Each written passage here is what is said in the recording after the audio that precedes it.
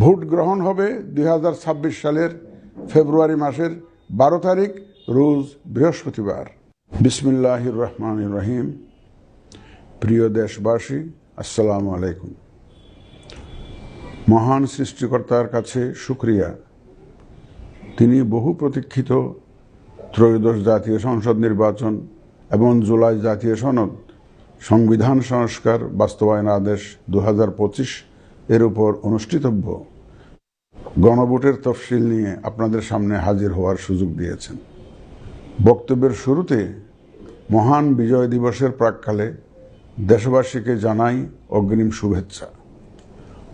মহান মুক্তিযুদ্ধে শহীদদের প্রতি জানাচ্ছি বিনম্র শ্রদ্ধা এবং তাদের আত্মার মাগফিরাত কামনা করছি। একই সাথে জুলাই আগস্ট 2024-এর ছাত্র গণ অভ্যুত্থানে শহীদদের স্মৃতির প্রতি জানাচ্ছি আমার শ্রদ্ধা এবং তাদের আত্মার শান্তির জন্য দোয়া করছি। মহান মুক্তিযুদ্ধ থেকে শুরু করে 2024-এর ছাত্র গণ অভ্যুত্থান পর্যন্ত সার্বভৌমত্ব এবং গণতন্ত্র প্রতিষ্ঠা ও রক্ষার সকল আন্দোলনে যারা আহত, নির্যাতিত ও ক্ষতিগ্রস্ত হয়েছেন তাদের প্রতি জানাই আমার আন্তরিক সমবেদনা। আহতদের দ্রুত আরোগ্য এবং স্বাভাবিক জীবনের জন্য প্রার্থনা করছি।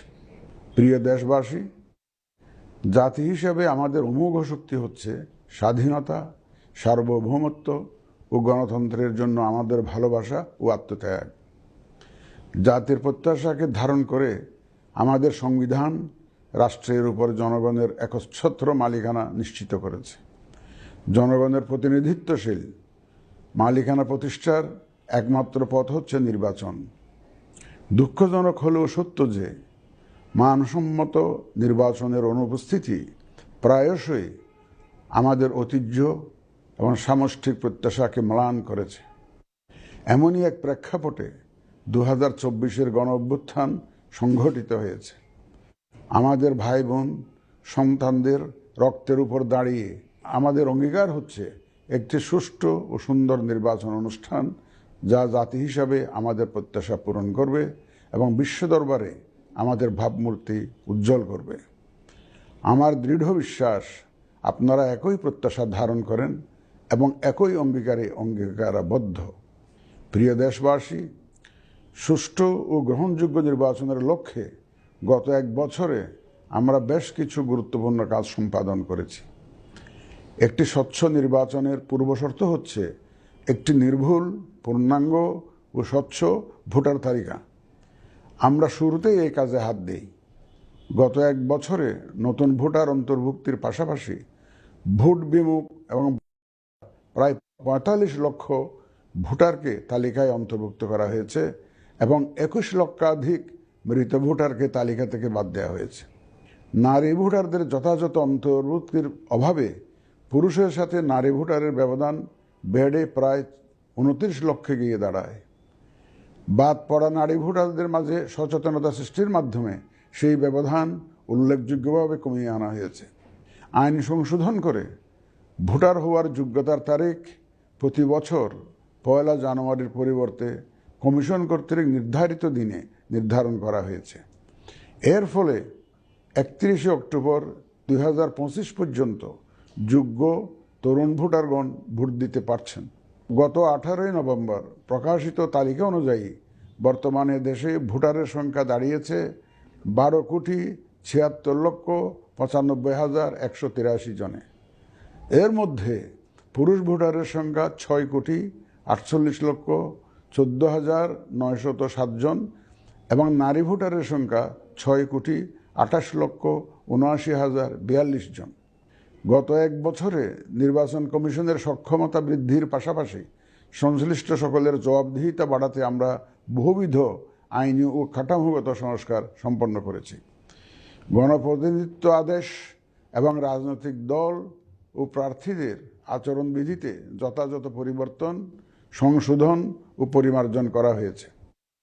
নির্বাচন ব্যবস্থা সংস্কার কমিশনের বিভিন্ন সুপারিশের পাশাপাশি নির্বাচন কমিশনের নিজস্ব মূল্যায়ন ও অংশীজনের পরামর্শের ভিত্তিতে এসব সংস্কার করা হয়েছে। এই উদ্যোগ সফলভাবে সম্পন্ন করতে সহযোগিতার জন্য আমি অন্তর্বর্তীকালীন সরকার, নির্বাচন ব্যবস্থা সংস্কার কমিশন ও জাতীয় ঐকমত্য কমিশন সহ সকল অংশীজনদের জানাই আমার কৃতজ্ঞতা। প্রিয় দেশবাসী, বিভিন্ন কারণে এবারের নির্বাচন আমাদের জাতির ইতিহাসে অনন্য ও গুরুত্বপূর্ণ। প্রথমত, প্রকৃত গণতান্ত্রিক ধারা পুনঃপ্রতিষ্ঠার পাশাপাশি কাঙ্ক্ষিত সংস্কার প্রশ্নে সিদ্ধান্তের নির্বাচন এটি। এবার জাতীয় সংসদ নির্বাচন ও গণভোট একই দিনে অনুষ্ঠিত হবে, যা একটি নতুন অভিজ্ঞতা। দ্বিতীয়ত, সংশ্লিষ্ট সকল রাষ্ট্রীয় ও গণতান্ত্রিক প্রতিষ্ঠানের জন্য এই নির্বাচন হচ্ছে সক্ষমতা প্রমাণ করে ভাবমূর্তি পুনরুদ্ধারের অনন্য সুযোগ। তৃতীয়ত, দীর্ঘ গণতান্ত্রিক আন্দোলন সংগ্রামের পর দেশের স্বার্থে রাজনৈতিক দলসমূহের মাঝে সৌহার্দ্যপূর্ণ গণতান্ত্রিক প্রতিযোগিতার ধারা প্রবর্তনের দাবি রাখে এই নির্বাচন। চতুর্থত, প্রায় অকার্যকর পোস্টাল ভোট ব্যবস্থাকে পরিমার্জন করে এই নির্বাচনে একটি কার্যকরী রূপ দেয়া হচ্ছে। বিশেষ করে বাংলাদেশের অন্যতম চালিকা শক্তি আমাদের রেমিটেন্স যোদ্ধা তথা প্রবাসী বাংলাদেশি ভোটারদের প্রথমবারের মতো ভোটের আওতায় আনা হচ্ছে। একইভাবে প্রথমবারের মতো ভোটের আওতায় আসছেন আইনি হেফাজতে থাকা ভোটারগণ। এছাড়াও নিজ নির্বাচনী এলাকার বাইরে কর্মরত সরকারি কর্মচারী এবং নির্বাচন অনুষ্ঠানের সাথে সম্পৃক্ত ব্যক্তিগণ পোস্টাল ব্যালটের মাধ্যমে এবার ভোট দিবেন।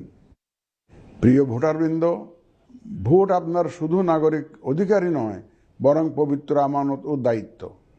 এই দায়িত্ব সচেতনভাবে আপনারা পালন করবেন, এ আমার বিশ্বাস। যে কোনো ভয়ভীতি, প্রলোভন, প্রবঞ্চনা এবং সীমাবদ্ধতার ঊর্ধ্বে উঠে নিঃসংকোচে আপনাদের ভোটাধিকার প্রয়োগ করুন। আপনাদের নিরাপদ ও উৎসবমুখর অংশগ্রহণ নিশ্চিতকল্পে সংশ্লিষ্ট সকল প্রতিষ্ঠান ও বাহিনী কাজ করবে। ধর্ম, গোত্র, গোষ্ঠী, লিঙ্গ নির্বিশেষে সকলে এই আনন্দ আয়োজনে অংশগ্রহণ করুন। পরিবারের প্রতিবন্ধী, বয়স্ক ও সন্তান সম্ভবা মা সহ সকলকে নিয়ে ভোট দিতে আসুন। আমি আশা করি আপনাদের স্বতঃস্ফূর্ত অংশগ্রহণের মাধ্যমে ভোটের অনুষ্ঠান উৎসবে রূপ নেবে। প্রবাসে বসবাসরত প্রিয় ভোটারগণ, প্রবাস থেকে ভোটদানের জন্য নিবন্ধন কার্যক্রম গত 18 নভেম্বর থেকে চলমান আছে। আগামী 25 ডিসেম্বর পর্যন্ত পোস্টাল ভোট বিডি অ্যাপের মাধ্যমে পৃথিবীর যে কোনো স্থান থেকে ভোটদানের জন্য আপনারা নিবন্ধন করতে পারবেন। আপনারা এই সুযোগ গ্রহণ করে ভোটে অংশ নিন, দেশ গঠনে আপনাদের অধিকার বুঝে নিন। প্রবাসী ভোটারগণ ছাড়াও দেশের ভিতরের 3 ধরনের ভোটার পোস্টাল ব্যালটে ভোট দিতে পারবেন, যা ইতিমধ্যে উল্লেখ করেছি। প্রবাসী ভোটারগণের পাশাপাশি এই 3 ধরনের ভোটারগণ আগামীকাল থেকে শুরু করে আগামী 25 ডিসেম্বর 2025 পর্যন্ত পোস্টাল ভোট বিডি অ্যাপের মাধ্যমে এবং নির্ধারিত পদ্ধতিতে পোস্টাল ভোটের জন্য নিবন্ধন করতে পারবেন। ব্যক্তি ভোটার ও প্রতিষ্ঠানসমূহের প্রতি আমার আহ্বান, আসুন আমরা আমাদের ভোটাধিকার নিশ্চিত করি এবং ভোটে অংশ নেই। প্রিয় দেশবাসী, বর্তমান সময়ে সামাজিক যোগাযোগ মাধ্যমে বিভিন্ন বিভ্রান্তিমূলক তথ্য ছড়ানো হয়ে থাকে। বিশেষ করে কৃত্রিম বুদ্ধিমত্তা ব্যবহার করে অসত্য তথ্য ও অপতথ্যের বিস্তার দিনকে দিন বেড়ে চলেছে। প্রতিপক্ষ দল ও প্রার্থীকে হেয় করার পাশাপাশি নারীদের প্রতি বিদ্বেষমূলক প্রচারণা আমাদের ঐতিহ্যকে ক্ষুণ্ণ করে এবং নির্বাচনকে কলুষিত করে। দেশের প্রচলিত আইন অনুযায়ী এসব রোধে প্রয়োজনীয় ব্যবস্থা গ্রহণ করা হবে। আপনাদের প্রতি আমার বিশেষ অনুরোধ, অসত্য এবং অসৎ উদ্দেশ্যে প্রচারিত কোনো তথ্যে কান দিবেন না, গ্রহণ করবেন না। মনে রাখবেন, অসত্য তথ্য শেয়ার করাও শাস্তিযোগ্য অপরাধ। আমি এবার নির্বাচনে অংশগ্রহণে ইচ্ছুক প্রার্থী এবং দলসমূহের প্রতি 2-1টি কথা বলতে চাই। আসুন আমরা আচরণবিধি মেনে একটি শান্তিপূর্ণ ও উৎসবমুখর নির্বাচন নিশ্চিত করি। শান্তিপূর্ণ সহাবস্থান এবং পারস্পরিক শ্রদ্ধা নিশ্চিত করে ভোটারদের বিশ্বাস ও আস্থা অর্জনই হোক আপনাদের লক্ষ্য। নির্বাচনে দায়িত্ব পালনকারী প্রিয় সহকর্মীবৃন্দ, নির্বাচন কমিশন স্বচ্ছতা, নিরপেক্ষতা এবং দৃঢ়তার সাথে দায়িত্ব পালনে বদ্ধপরিকর। কমিশনের অংশ হিসাবে আপনারা নির্ভয়ে সততা ও নিরপেক্ষতার সাথে দায়িত্ব পালন করবেন। মনে রাখবেন, এ ব্যাপারে কোনো শিথিলতা বা গাফিলতি সহ্য করা হবে না। একটি সুন্দর ও গ্রহণযোগ্য নির্বাচন অনুষ্ঠানে সংবাদ মাধ্যম ও পর্যবেক্ষক সংস্থার সহকর্মীদের ভূমিকা অপরিসীম। আপনারা স্বাধীনভাবে সর্বোচ্চ পেশাদারিত্ব, নিরপেক্ষতা ও বস্তুনিষ্ঠতার সাথে আপনাদের দায়িত্ব পালন করবেন, এটিই আমাদের প্রত্যাশা।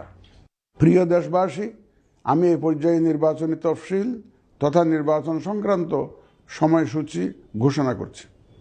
আগামী 2026 সালের ফেব্রুয়ারি মাসের 12 তারিখ রোজ বৃহস্পতিবার 300 আসনে ত্রয়োদশ জাতীয় সংসদ সাধারণ নির্বাচন এবং একই সাথে জুলাই জাতীয় সনদ সংবিধান সংস্কার বাস্তবায়ন আদেশ 2025-এর উপর গণভোট অনুষ্ঠিত হবে।